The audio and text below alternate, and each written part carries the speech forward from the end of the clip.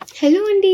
Welcome to Preethi cooks and vlogs. ఈరోజు ఒక మంచి చికెన్ గ్రేవీ ఎలా చేయాలో చూసేద్దాం. ఇది చపాతీలోకి ఇంకా బిర్యానీలోకి సూపర్గా సెట్ అవుతుంది. దీనికోసం ఫస్ట్ స్టవ్ ఆన్ చేసుకొని ఒక ప్యాన్ పెట్టుకోండి. ప్యాన్ బాగా హీట్ అయిన తర్వాత దాంట్లోకి ఒక 2 టేబుల్ స్పూన్స్ ఆయిల్ వేసుకోండి. ఆయిల్ కూడా బాగా హీట్ అవ్వనివ్వాలి.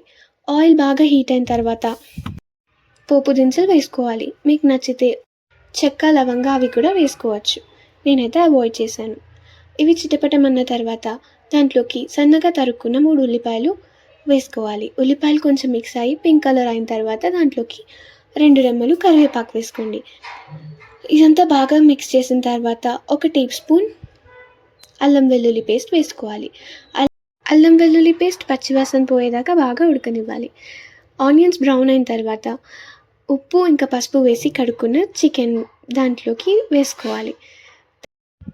దాంట్లోకి ఒక పావు టీ స్పూన్ పసుపు ఇంకా ఒక టీ స్పూన్ ఉప్పు వేసి బాగా మిక్స్ చేసి చికెన్ని హై ఫ్లేమ్లో 5 మినిట్స్ బాగా మూత పెట్టి ఉడికించుకోవాలి.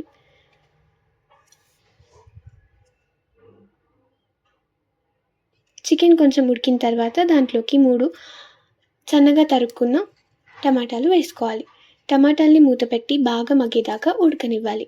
టమాటాలు మధ్య మధ్యలో కలుపుతూ చికెన్ని బాగా ఉడకనివ్వాలి.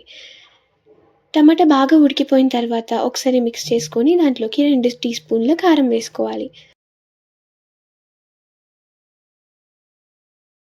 ఇదంతా బాగా మిక్స్ చేసుకొని మూత పెట్టి ఒక 7 to 10 మినిట్స్ వరకు లో ఫ్లేమ్లో మంచిగా ఉడకనివ్వాలి. ఇంతలోపు ఒక మిక్సర్ జార్ తీసుకొని దాంట్లోకి ఒక కప్ పెరుగు ఇంకా 10 నిమిషాలు నానబెట్టుకున్న జీడిపప్పు వేసుకోవాలి. ఇంకా ఒక టీ స్పూన్ ధనియాల పొడి, ఇంకొక టీ స్పూన్ గరం మసాలా వేసుకొని హై స్పీడ్లో బాగా బ్లెండ్ చేసుకోవాలి. జీడిపప్పు మొత్తం మెత్తగా అయ్యేదాకా మంచిగా బ్లెండ్ చేసేసుకోవాలి. ఈ మిక్చర్ని పెట్టుకోండి. అంతలోపు చికెన్ ఉడికిందా లేదా అని చూసుకొని సాల్ట్ సరిపోకపోతే అడ్జస్ట్ చేసుకోండి.